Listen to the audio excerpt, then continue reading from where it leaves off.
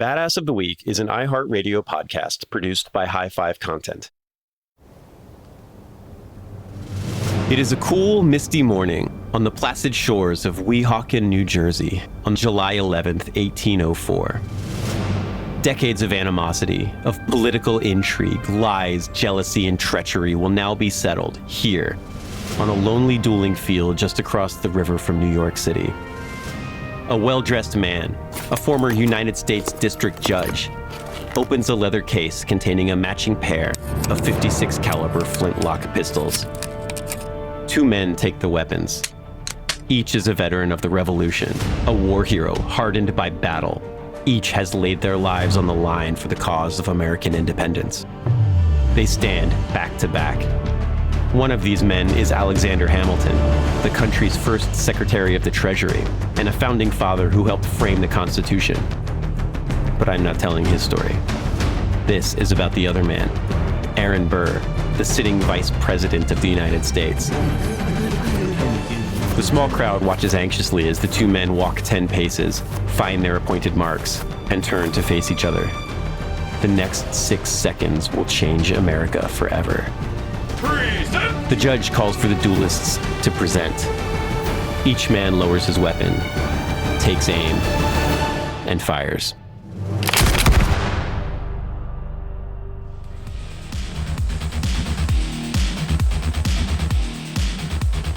Hello, and welcome back to Badass of the Week. My name is Ben Thompson, and I'm here with my co-host, Dr. Pat Larash. Pat, welcome back. Hey, Ben, and howdy, badasses. How was your 4th of July? You know, it was pretty cool. It was, a lot of food, a lot of friends, a lot of loud noises that scare pets at night. It was very patriotic. A lot of patriotism happening. A lot of patriotism happening, yes. If by patriotism you mean eating veggie hot dogs with lots of condiments. Sure, that can be considered patriotic as far as I'm concerned. Yeah, there we go. How was yours? That was great. It was great. And we had our episode come out on the 4th of July that we did on the Great American Badasses. And that was a really fun one to do. I really enjoyed it. It was, yeah. And this week we decided kind of a couple of things. One, we had so much patriotism last week with all of our, hamburgers and flame grilled steaks and Coors Light and veggie dogs. Fireworks. Right. And fireworks and all of that good stuff. This week, we thought maybe we would do something a little different. Maybe we would talk about a guy who was famous for a number of things, but one of them being suspicions of treason. We're going to go from full patriotism to suspicions of treason. But Pat, it's not just because we are contrarians. There's like a significance to why we're going to do this episode today, right? Yeah, it's because today, on the day this episode comes out, it's the 219th anniversary of an important historical event, which is the duel. The duel between Alexander Hamilton and Aaron Burr. And Aaron Burr is an interesting guy because he is actually way more badass than you'd think. Mm-hmm. And he has so much more, there's so much more to his character than just that he shot the former Secretary of the Treasury.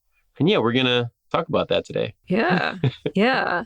And, badasses are human beings. And the things that make them badass are the things that make them badass. And the things that make them flawed human beings might be different things. They might be related to the things that make them badass. And I think Aaron Burr is someone who is famously badass, but then in a moment of rage kind of torpedo their entire career and legacy. And that's kind of a thing in this episode. Yeah. And allegedly torpedoed his entire career and tried to create his own little empire in New Mexico. And we'll get to that, I think. Yeah. Let's start, I guess, at the beginning. So, Pat, there's one thing that I most remember Aaron Burr for before Hamilton, I guess. Way before Hamilton? Yeah. And you probably remember also the milk commercial. Mm-hmm. Got milk? Yep. Yeah, this was back when Got Milk commercials started being a thing. And the guy in the Got Milk commercial says, Aaron Burr. Aaron Burr. Hello, for $10,000. Who's Aaron Burr? Excuse me? Aaron Burr. Okay, yes, he was famous for being the topic of a Got Milk commercial. And in that commercial, there's a guy listening to a radio station. They have a call-in show. And the trivia question is, who shot Hamilton in that famous duel? And this was before Hamilton the musical. So not everyone on the street knew this particular fact. Right. Yeah. It was like, the $1 million question on the radio. And then it cuts to the dude and he's basically lives in an Aaron Burr museum. He's got the bullet in the glass case and he's eating a peanut butter sandwich and his milk cup is empty and he can't, if he'd had milk, he could have drank the milk and washed out the peanut butter and said Aaron Burr correctly. But with a mouthful of peanut butter, he can't get it out and he doesn't win the prize. So yeah, that was what Aaron Burr was famous for back when that commercial came out. And these days he's famous not for the Got Milk commercial, but for being in Hamilton the musical. But our portrayal of Aaron Burr for this podcast will be entirely based off of the historical literature that we've come across during our research. Indeed, indeed. And maybe a little bit our own imaginations. Nah. I mean, and also there is the fact that he's kind of like one of the most famous murderers in American political history. So, that kind of is going to worm its way into the conversation a little bit. So before we get too far, let's pause for a moment to hear a few words from our sponsors.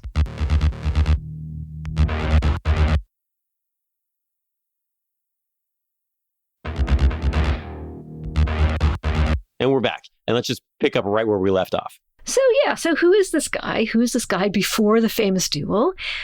He was badass from a young age. He's got kind of a hard luck story. His parents died when he was 2, so he was an orphan. On the other hand, that didn't prevent him from getting into Princeton at age 13. I suspect they were a little more flexible with ages back then. He didn't have to take the SATs, for example. They hadn't been invented yet. And in college. Maybe, I don't know, but I think you did go to college earlier. I don't know about 13. That does sound kind of Doogie Howser-like, but I guess for a lot of people, they were basically going to die in a war somewhere between 18 and 25. So all the life expectancy was like 25 years or something like that. Yeah. Different expectations, different life paths. And I also think what they called college might have overlapped a little bit with what we might consider more of a high school. But yeah, be that as it may, he was admitted at age 13 as a sophomore. And so by whatever standards, he was pretty advanced. He graduated at age 16, summa cum laude with a law degree. That's the big one, right? Summa, that's the top of the class one? Yes. I get the magnas and the summas mixed up. Magna seems like it should be bigger, but I guess summa is... Well, the highest. Yeah, magna means with big praise. Summa is with highest praise, like the summit of a mountain. I forget that you speak Latin. So summa cum laude, it's a big deal. It's a big deal. Summa cum laude Princeton's a big deal. And we should say that he's from New Jersey. So Princeton's kind of the local school. I don't know if that's it was probably still pretty hard to get into, especially for a 13-year-old. But it was kind of down the street from where he grew up. Mm-hmm. He managed to get in. He managed to succeed. And at age 16, he graduates with his summa cum laude and his law degree in hand. And he starts a career as a lawyer in New York at age 19. Yeah, overachiever. So when Aaron Burr is 19, that's around the time when in the world, in the American colonies, you start having the, shall we say, tensions between the colonists and England. And these tensions get to a point where, there's a war and the Battle of Lexington and Concord happens and the shot heard around the world is indeed heard around the world. Okay, not literally. What does Aaron Burr do? He says, I'm going to enlist. So he marches on over and he signs up to fight against the British. So far, this is sounding very patriotic and very 4th of July appropriate. Yeah, exactly. Or 11th of July, as the case may be. Right. And, he has a meteoric rise through the ranks of the army. He becomes one of the youngest colonels in the Continental Army. This is like a pattern forming here, right? Yeah, colonel's a high rank, too. Yeah. And he gets involved in the American assault on Quebec City. Now, this is a New Year's Eve thing, and this is Quebec. in the middle of winter. Yeah, and the Battle of Quebec is interesting, right? We don't talk about it enough, but the Americans invaded Canada during the American Revolution, and it was this whole endeavor that maybe we'll talk about at some point on the podcast in the future. But yeah, like Benedict Arnold, that guy, maybe you've heard of him. Like he leads an army up north to invade Canada, and they launch a full-on assault of Quebec City on New Year's Eve in the snow, in the cold, all of that. And Arnold is wounded during the battle, and Aaron Burr is credited as being like one of the three guys who ran to the front to personally drag the wounded general out of the battle, out of the gunfire, and get him to safety. And that's our boy Aaron Burr, and also Benedict Arnold, who most people know as like the treason guy. Yeah, but he's more than that. And, and we might talk about him at some point too, because he didn't want to leave the battlefield when he got shot in the leg attacking the city. And Aaron Burr had to basically wrestle him off the battlefield because Arnold wanted to get up and run back out there. And Burr was just like, no, you're done. You gotta take a break. You can't even walk. You're going to bleed out if you go back out there. Don't be a hero. You got to live for the next day. So this is what's happening in Quebec City. This is how they're ringing in the new year. And only about a few hundred American soldiers actually survived from this.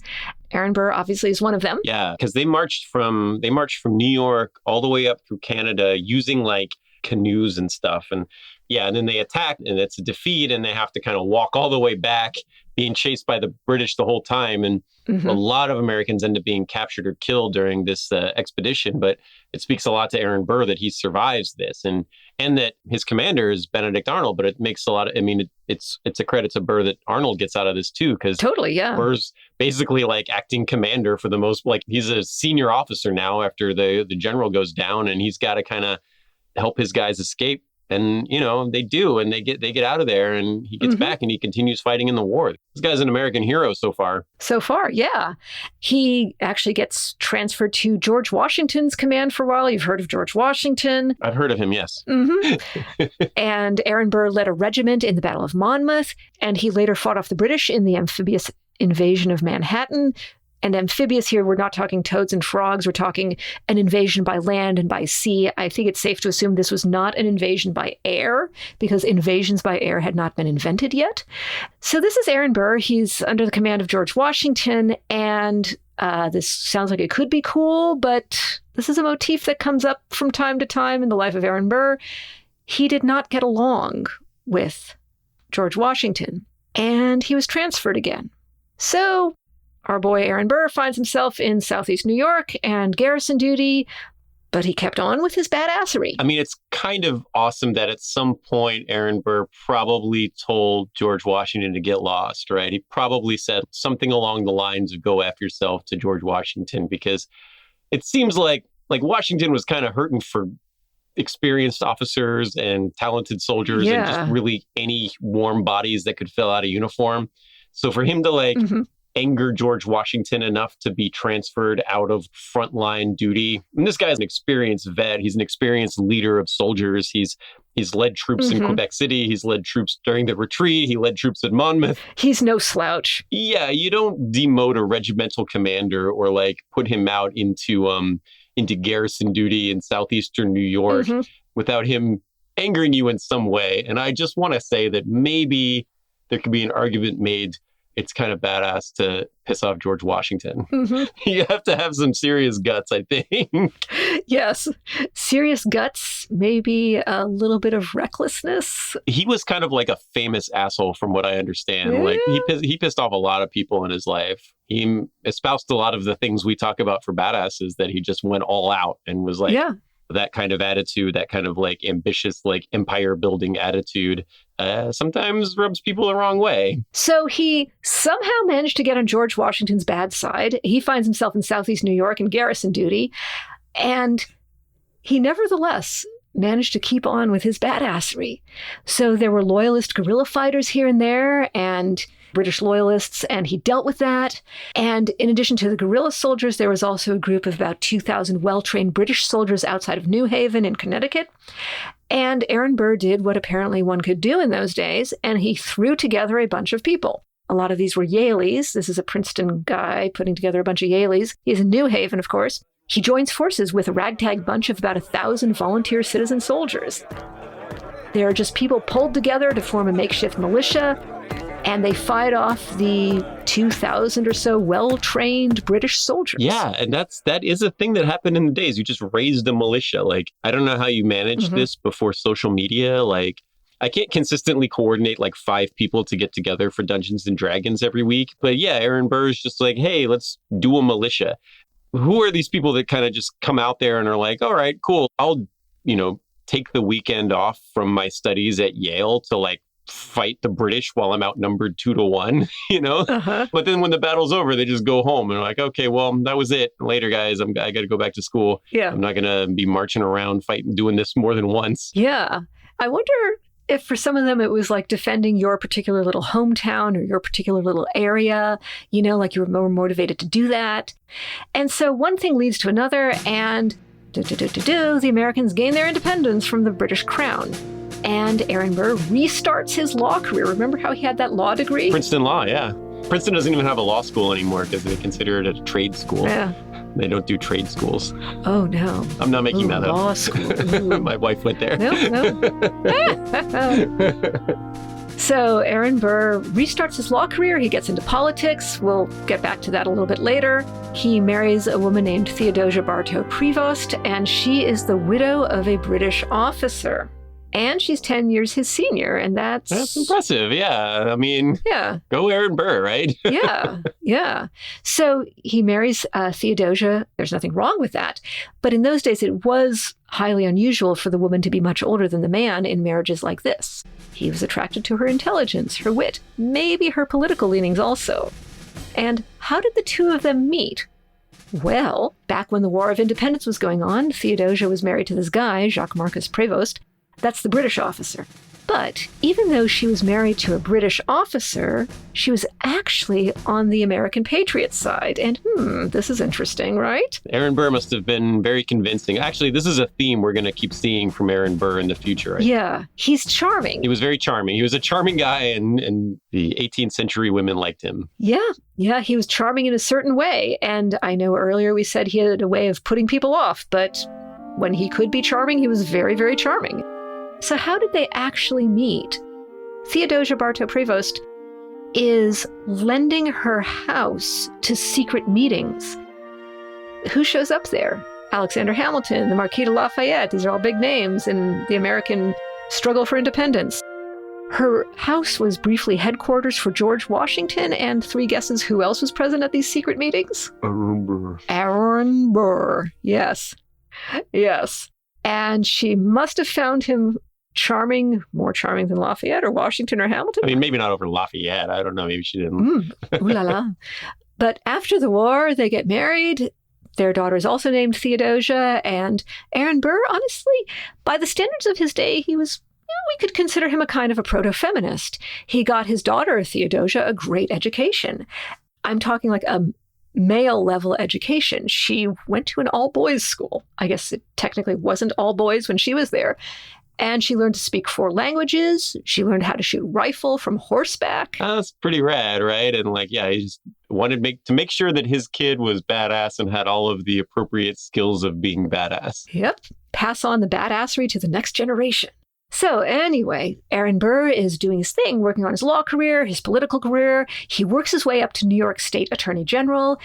And he actually promoted racial and gender equality in his day. He publicly advocated for giving people who were formerly enslaved the right to vote. He was an abolitionist. And he was elected to the Senate in 1791. All men are created equal, right? Like it was kind of the thing they were fighting for, it sounds like. Yeah. Now, keep in mind, this is Aaron Burr, and he doesn't always get along with other people. And one of the people that he was currently not getting along with was the first Secretary of the Treasury, Alexander Hamilton, whom you might know from such great hits as the guy on the $10 bill. Yeah, and here's the story with Hamilton. Hamilton's a Federalist. The Federalists were looking for a strong centralized government, which at the time meant something different than it does today. It just meant let's have a United States of America instead of letting all the states do their own thing. But Burr is a Democratic Republican, which is the party that broke into both the Democrats and the Republicans. A little bit more decentralized than what Hamilton was envisioning. little bit weaker, and he didn't like federal banks, that kind of stuff. And Burr and Hamilton ran against each other. So Burr ran against Hamilton's father-in-law in the 1791 Senate election. Burr won, and Hamilton was mad about it. But Hamilton's brother-in-law, the son of the guy who was defeated, was also mad about it. And that guy challenged Burr to a duel, pistols at dawn. It was Aaron Burr's first duel. The one with Hamilton was not his first rodeo. He had one before that. Yeah. And so Aaron Burr is going to duel Alexander Hamilton's brother-in-law. And dueling, the pistols at dawn thing, that's illegal in the United States at this time. You weren't allowed to duel. It was forbidden. But Burr, who, it's worth mentioning, had just been elected U.S. Senator, was like, yeah, I'm in. Like, let's do this. Like, I beat your dad in the election, and now we're just going to go. Let's do it. Pistols at dawn. Let's duel. That seems like an appropriate response to this. And so they get together and, the whole back-to-back 10 paces, turn and fire with the flintlock pistol, which was not incredibly accurate. But, you had to do it. You had to defend your honor. If somebody challenged you to a duel in this time, you couldn't just walk away. You had to retain your honor in this scenario. Yeah, it was part of the culture. Yeah. Right, exactly. In this day, it wasn't like a John Wick gunfight, right? You had a flintlock pistol that took you about 20 to 30 seconds to reload, and you didn't reload it. You took the 10 paces, you turned, you shot your shot, and it hit or it didn't hit. You didn't reload. The duel was over. Your honor was satisfied. Your opponent's honor was satisfied. Everybody was happy, I guess, in the sense that anybody can be happy in a gunfight. Yeah. But you didn't just stand there and keep shooting until somebody was dead. You fired one shot. Yeah. You let off some steam. There's a non-zero chance that both people walk away okay. Yeah. And at the end of the day, you were brave and you did the thing that you had to do. Yeah. So they do the 10 paces. They turn and fire. Burr's shot misses, and Hamilton's brother-in-law, that shot is so close that it clips a button off of Burr's jacket. Woo. It was a close call, but he lived. He was uninjured. There was no damage. Yeah, no blood drawn. Yeah. And that's Aaron Burr's first duel, and that's how it ends. That's it. We both have done our thing, and, now we can shake hands and have a beer, and I'm not mad at you for beating my dad in the U.S. Senate election anymore, I guess. And that was the first Aaron Burr duel. And Aaron Burr, aside from his button, survives. Both of the men survive. But the Burr-Hamilton rivalry doesn't go away.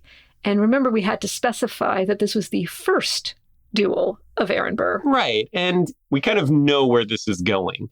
And I want to say that this first duel must have been in his mind at some point, right? Burr and Hamilton's father-in-law run against each other for election. Burr wins. The father-in-law's son gets mad, challenges Burr to a duel, and shoots because in this day they called it throwing your shot away. But we've talked about a lot of people walked away from these duels. You could just shoot your gun up in the air or shoot it in general vicinity of your opponent and basically miss on purpose. And you guys would both miss each other on purpose. And then you could go back to your friends and be like, yeah, we had a fight and it was fine.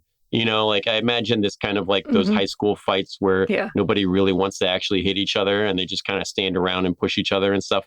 But you got to do it because if somebody challenges you to a fight, you got to fight them. Yeah. It was kind of like that. Yeah, you need to save face. Right. It was kind of like that. And Burr misses. And Burr's a war hero. Yeah. Maybe he wouldn't have missed if he didn't feel like missing. Yeah, he knows his way around a gun, even a flintlock. Right. That's all he had was flintlocks. And so he knew what he was doing with that gun and he didn't hit, and maybe he was trying to kill this guy and he missed. We don't know. Yeah. But what we do know is that this guy put a bullet so close to him that it knocked off one of his buttons.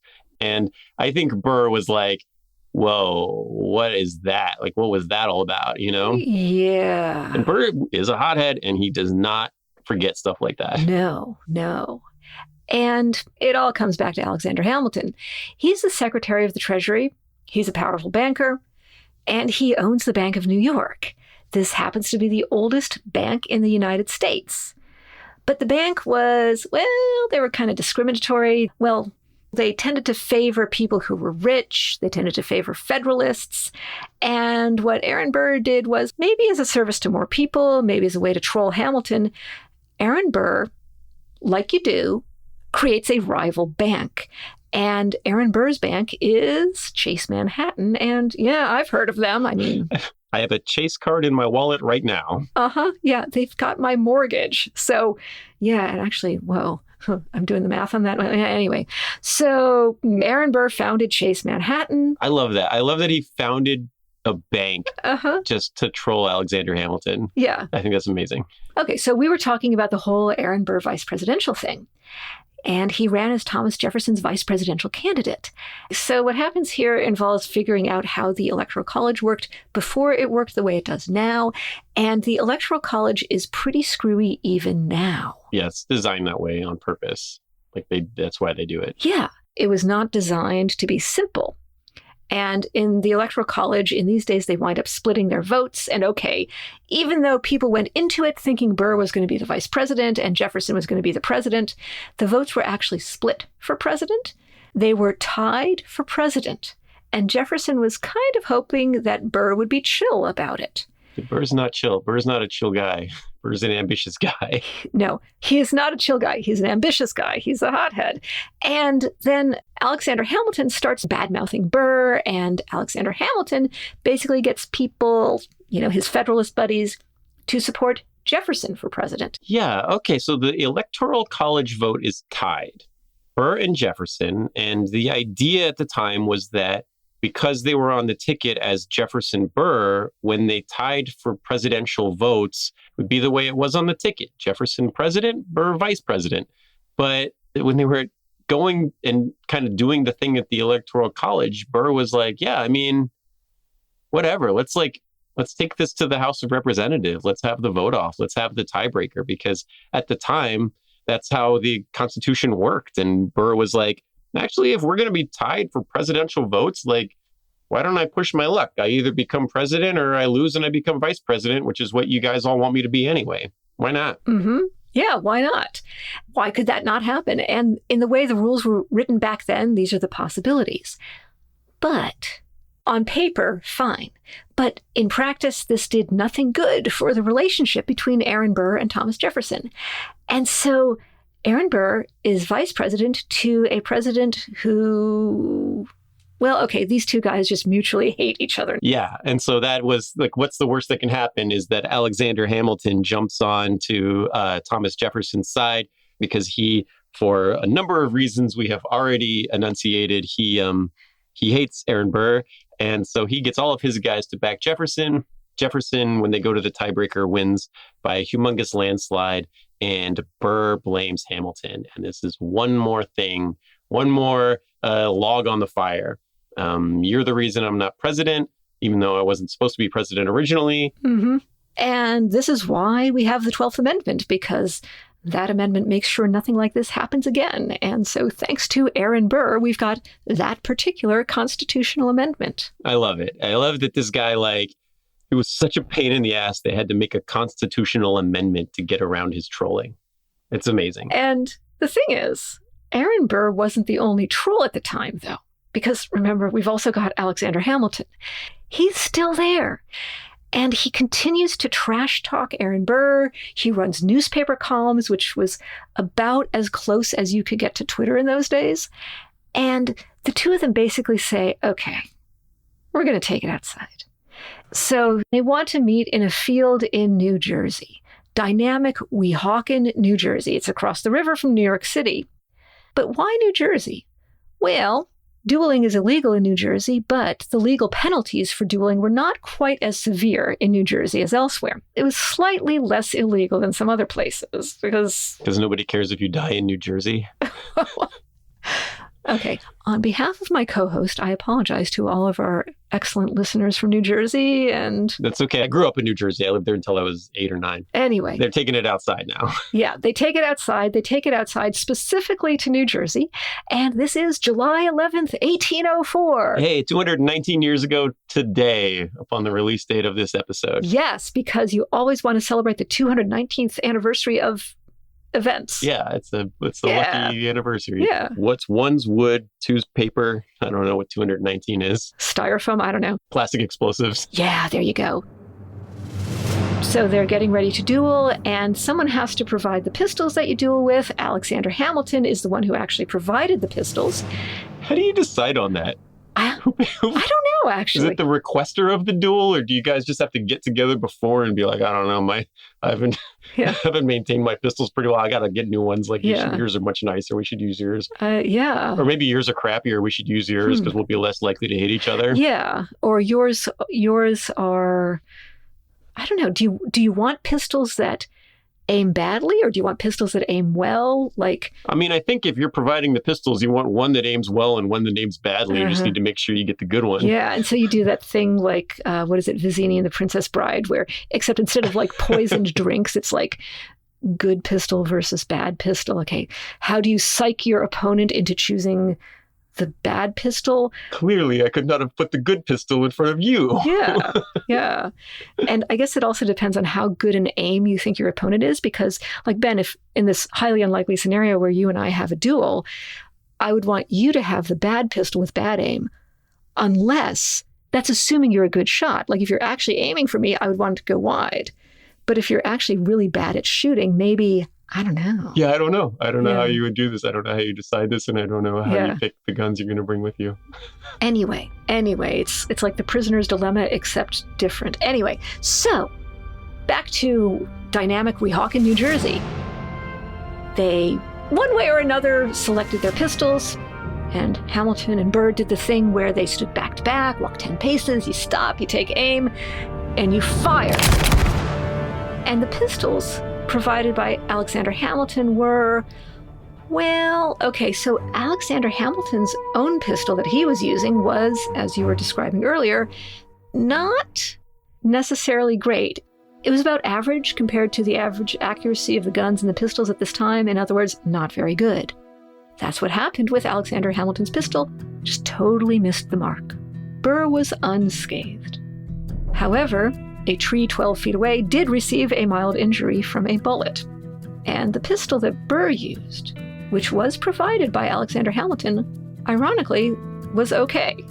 So either the pistol was more accurate, or maybe Aaron Burr somehow managed to compensate, or maybe he just got lucky, or one way or another, Aaron Burr's bullet did find its home, and, R.I.P. Alexander Hamilton. Yeah. I mean, Aaron Burr was a trained soldier, as we said before, and he did have a very close life and death encounter in a duel previously. So, I mean, he might have had a motive. Yeah, he had the experience, he had the training, he had adrenaline going through his veins or something. And there's a lot of conversation about this, right? Because we will never know Alexander Hamilton's intent in this duel. We talked about throwing away your shot, which was where you shoot and you miss on purpose in order to satisfy your honor. And Hamilton missed by 12 feet. And so there's a chance that he did throw away his shot. We'll never know for sure because we can't ask him. But these guns were also not particularly accurate.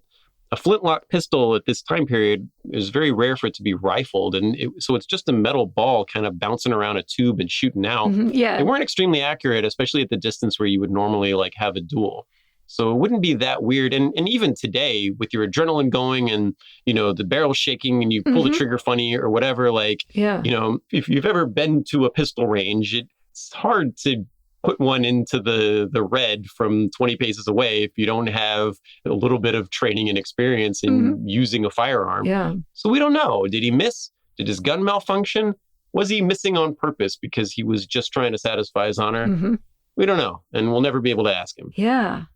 And Aaron Burr, he had a lot of experience as a soldier. He had training, maybe some combination of accuracy, maybe a little bit of luck, maybe not. Maybe it was all him. Be that as it may, he did not throw away his shot. Yeah. And look, this is like the most famous duel in American history, right? Alexander Hamilton and Aaron Burr. And, it's easy to think, Hamilton, it's because he's the guy on the $10 bill. But one of the things that we can't overstate here is that Alexander Hamilton was the former Secretary of the Treasury. And when this duel happened, Aaron Burr was the Vice President of the United States. He was still in office Like, he didn't have much to do because Thomas Jefferson hated him and just didn't give him any work to do or anything. But he was still technically the sitting vice president when he killed this guy. Yeah, these are high-ranking public officials. Off there in Weehawken, New Jersey, having like an unsanctioned gunfight. Uh-huh. Yeah, it's not later in their careers. This is while they are in office. These were different days, man, you know?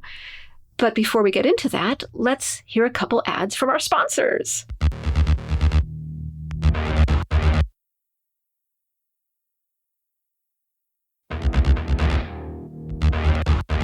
Okay, so Ben, if you were Aaron Burr and you found out that you just, oh my goodness, you just shot Hamilton, what would you do?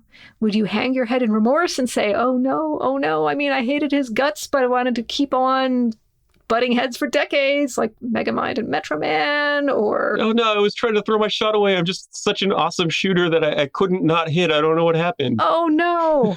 Oh no. Oh no. Yeah, so what did Aaron Burr do? Did he preserve his honor and turn himself in? Aaron Burr does not seem like a turn yourself in kind of guy, from what I understand of him so far. Nope. He left town. Of course. Of course, yeah. And did he leave town to, say, the uncharted wilds of Canada or, I don't know, international waters? No. He went right back to Washington, D.C., and he just kept vice presidenting all over the place. He went back to being the vice president to a president that hates him because, you know, you tried to usurp the presidency from him at the last minute. Why not? Mm-hmm. Why not continue surrounding yourself with people that you hate, that hate you and that you hate? Mm-hmm. And in addition to usurping the presidency, remember, he also shot and killed the former Secretary of the Treasury. So, you know. Yeah, perfect. Look, you walk back into D.C. like a boss, like, dude, I killed a founding father. What are you going to do to me, right? What's the House committee going to do to me now? Yeah. And there was stuff going on. Burr was in the House of Representatives. There was a case going on where Jefferson was trying to impeach Samuel Chase, who was at the time the Chief Justice of the Supreme Court. And it really was just a political thing. They didn't like each other's political leanings. And Burr was like, no, not cool, dudes. He called bullshit. And as it turns out, that set a precedent for limiting the president's ability to pick a Supreme Court nominee for purely political reasons. I mean, I don't know, it's 2023. I don't know how well that's held up, but whatever. Or is, I don't know, am I getting too political? No, I mean, it definitely still happens. I don't think anybody's going to debate that, but it is nice in principle that Aaron Burr didn't want Supreme Court people to be like politically motivated. I can totally get behind that. Yeah. So back to 1804, Aaron Burr's term comes to an end. He's done vice presidenting. And okay, so you might think, well, okay, maybe he'll go on to have a spectacular career doing something else. He is a little bit limited in his options. He did kill a political rival. And yes, it was technically illegal in the state of New Jersey. It was also frowned upon by society. So his political career was actually kind of tanked. He was still a lawyer. He still had a law degree. Well, he still graduated Princeton. It might be something to do. Okay, so is that the path that he chose? I'm going to guess no. No. This is where he supposedly, allegedly, tried to conspire with the U.S. Army Chief of Staff to basically break off the Louisiana Purchase and turn it into his own little thing. An empire led by Aaron Burr, allegedly. And also, allegedly, maybe try to, invade Mexico, because why not? Sure, why not, right? You hate Thomas Jefferson and he hates you. He just bought a humongous chunk of land from Napoleon. Why don't you install yourself as the emperor of it and attack Mexico? Why not? Why not? I mean, this is a guy who participated in an invasion of Canada earlier in his career, so maybe he's just trying to collect the whole set. Yeah, the NAFTA... the NAFTA set. The NAFTA set, yeah. And it wasn't really a successful invasion of Canada, but still, details. And so I don't know how you do this. How do you go about trying to create an independent Louisiana or whatever? He wrote to various European nations, allegedly requesting troops. He requested money, didn't get much of a result. And in all of this, he just kind of manages to be okay. Eventually, he does get caught and brought back to Washington, D.C. for, guess what? treason. But the thing is, at the trial, do you know who testified against him? I don't. Probably, Alexander Hamilton's dead. Maybe Jefferson? No one. Trick question. No one testified against him. There was no evidence. So that's why I kept saying allegedly earlier. It wasn't just a joke. And is this something made up at the time by people who didn't like him? Cough, cough, Thomas Jefferson. Or was it just God-level trolling? Anyway, Thomas Jefferson-level trolling, which is pretty high-quality trolling. Alexander Hamilton from beyond the grave. I don't know. The Federalists, they weren't happy with him, right? Jefferson didn't like him after, he killed Hamilton. That kind of rubbed some of the Federalists the wrong way. Basically, everybody kind of hated him at this point. And they're like, yeah, he wants to become the emperor of Texas and attack Mexico. Okay, so, there's two ways we can go with this if we're looking at this from the badass of the week perspective. Number one is that he didn't do it. He pissed off all these people and they were just trying to find an excuse to kick him out of the country, right? It's kind of cool that all of Congress can unite and the presidency and everybody eventually unites to just kind of eject you from the country because you've pissed off that many people. On the other hand, maybe he did try to do it, and I think I could make a convincing argument as to why it would be badass to try to single-handedly unite all of the American lands west of the Mississippi to create their own empire and invade Mexico. We don't know the truth, but it seems like he didn't do this, right? No. And whatever the actual truth, it seems like one way or another he qualifies as a badass. Yeah. And then that's kind of the end of the Aaron Burr story, right? He was, Princeton at 13, a Revolutionary War hero. He was the vice president. He killed the former secretary of the Treasury in a duel. And after this, he kind of goes off to Europe. At some point, his wife passes away. And after that, he's in Europe and he just basically, again, allegedly, goes around sleeping with every woman in Europe. And I don't know, we can't prove that or anything. But I do want to say, and this is very weird, and this is a very weird twist to this story, is that there is a weird erotic novel that was written in the 1800s, a couple decades after Aaron Burr was dead. And it's called The Amorous Intrigues and Adventures of Aaron Burr. That's such a 19th century title. Yeah, and it's terrible. I mean, I read it. It was written anonymously, probably. Oh, so you've read this? I looked through it when I was working on my badass article on Aaron Burr. And, it was maybe somebody who was bitter about Aaron Burr. Maybe it's entirely just garbage. Maybe it's just, erotic fan fiction about vice presidents as you do back in the 1800s. As you do. Yeah, but, he regardless of how much truth is behind this, he was a very charming guy, apparently. And so much so that they wrote a trashy beach novel about him. And there was a trilogy of erotic novels about Aaron Burr that were written in the 70s, but I didn't get my hands on. You mean the 1970s? The 1970s, yeah, probably also not very good. Well, but either way, I mean, they don't need to be good. Yeah, and it's just the principle of the idea that a sitting vice president of the United States managed to inspire such things. There's something about that, I guess. Yeah, I saw an excellent comment on one of the articles I was reading about the amorous intrigues and adventures of Aaron Burr, and it said that apparently Rule 34 predates the internet. I loved that comment so much, I feel the necessity to include it here. If something exists, someone somewhere has written an erotic novel about it. So as you do. That's humanity for you. The more things change, the more they stay the same, apparently. It's very true. Some of the earliest art. He eventually goes back to the United States after all the drama kind of blows over with the treason and the murder and all that stuff. And he does settle down and become a lawyer in New York, and he lives happily ever after. He dies in 1836. He's old, rich, happy, and, he made some bad decisions. He made a bunch of people really mad, and at the end of it, he lived to be an old man and retired. So, I don't know. Okay. Yeah. Sometimes that happens. Yeah, not that we're endorsing murder or treason, but, 219 years ago today, there was a duel fought between the vice president of the United States and the former secretary of the Treasury. And, vice president won. Yeah. So that's the story of Aaron Burr. He's a really interesting character. He kind of went from being an American hero to being run out of the country as a traitor, but Thank you guys so much for listening to the story today. We really appreciate you sticking with us and listening to these. And we'll be back next week with hopefully something less treasonous. Hopefully, yeah. All right. Thanks so much. Badass of the Week is an iHeartRadio podcast produced by High Five Content. Executive producers are Andrew Jacobs, me, Pat Larash, and my co-host, Ben Thompson. Writing is by me and Ben. Story editing is by Ian Jacobs, Brandon Phibbs. Mixing and music and sound design is by Jude Brewer. Special thanks to Noel Brown at iHeart. Badass of the Week is based on the website badassoftheweek.com, where you can read all sorts of stories about other badasses.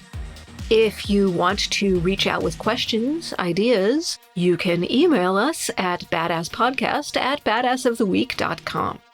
If you like the podcast, subscribe, follow, listen, and tell your friends and your enemies if you want, as we'll be back next week with another one. For more podcasts from iHeartRadio, visit the iHeartRadio app, Apple Podcasts, or wherever you get your podcasts.